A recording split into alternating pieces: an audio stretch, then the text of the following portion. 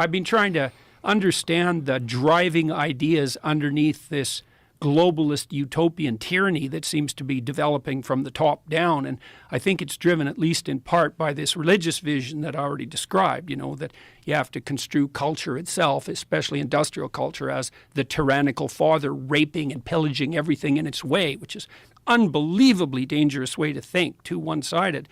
And the idea that you have to impose limits to growth on people in order to have a sustainable planet. And that's allied with a view that probably stems all the way back to people like Paul Ehrlich in the 1960s, who really believe,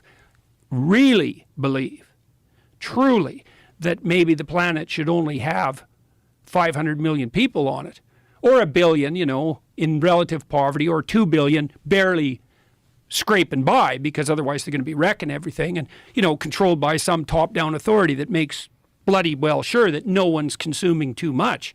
And so when I look at ideas like that first assumption, the planet has too many people on it, it's like, I don't like to hear people say that, because when I hear that, I think, okay, buddy, who exactly are you thinking about getting rid of? Oh, well, it's not like that. It's like, yeah, it's like that. It has to be like that. It is absolutely like that. And so, it's easy to get all paranoid conspiracy theorist about the WEF, say, and maybe there's some utility in that. But, I don't think anybody's sitting at Davos going, well, we got to scrap 7 billion people.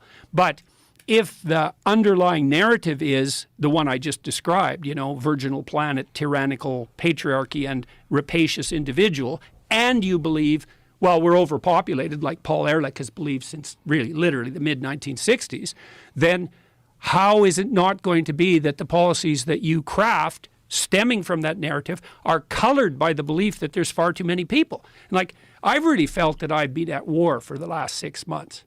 And I would say it's war because what I observed happening in Europe when I was there last was that, well, and you can see this, you don't have to be in Europe to see it, but it's more direct if you're there, is that it's pretty damn clear that the globalist utopians are willing to sacrifice the poor for the sake of the planet.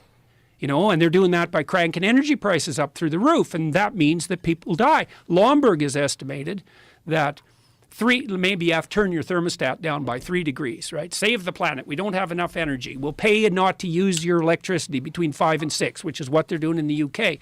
You turn your damn thermostat down 3 degrees, that sounds like nothing. But if you're old, that radically increases the probability that you'll get a respiratory disease and die. And if the Europeans would have had a cold winter, and that could still happen, Lomborg estimated it'd wipe out 135,000 people. It's like, well, we're just making energy more expensive. It's like, what do you mean you're just doing that? So imagine the economic system. It's a pyramid. There's a bunch of people at the top. They have almost all the money. That's par for the course for any productive system. Any system that's productive ends up with a distribution like that. It's like a law of nature. And then you move farther down the pyramid till you get down to the bottom where most of the people are, and they're barely clinging on to the edge of reality, right? It doesn't take much of a crisis to tip them into death. And then you crank up energy prices. Well, what happens is you just take a bunch of those people at the bottom of the distribution, the poor that the left is so, hypothetically concerned with, and they're just done. They go from barely hanging on to not hanging on. And their kids go from having some ghost of a chance of opportunity to having none. And I could see this coming. You really saw it happening in Germany and the UK, where we have this absolute rat's nest of way more expensive energy. And this is where it gets extremely perverse. You might say, okay, look, we have to save the future poor. And so now some of the present poor are going to have to suffer. Well, that's convenient for you if you happen not to be one of those poor people, but let's give the devil his due and say, okay. It's like, that'd be fine with me.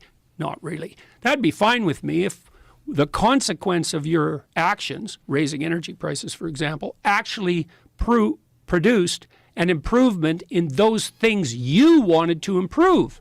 So, for example, energy is more expensive, but now the air is cleaner. But that isn't what's happened in Germany. Right. What's happened in Germany is energy is like 5 times as expensive, and the coal plants are back on. So it's like, even by your own criteria for success, you failed, and you did it at the expense of the poor. And, the World Bank estimated, I don't remember how many months ago, it's probably 9 months ago, that we're putting 350 million people on the brink of starvation because we're cranking energy prices up. And so for me, it's like, that's 350 million people. That's 3 times as many as the communists killed, in their 6 decades of trying. And if your cure for the planet is, well, we got to put 350 million poor people in jeopardy just so that things are hypothetically better in 100 years, I think, yeah, I don't think so, buddy. And also, it's a little bit too convenient for me that your prescriptions to save the planet are accompanied by this insistence that the only way forward to that is to give you all the power. It's like there's a bit of a moral hazard in that, don't you think? It's like, I'm just saving the planet. Give me all the power. It's like, you want to save the planet, or do you want the power? And let's put the second one first, because the probability that you're a saint or the Messiah is pretty damn low. So that's the danger of the Davos crowd.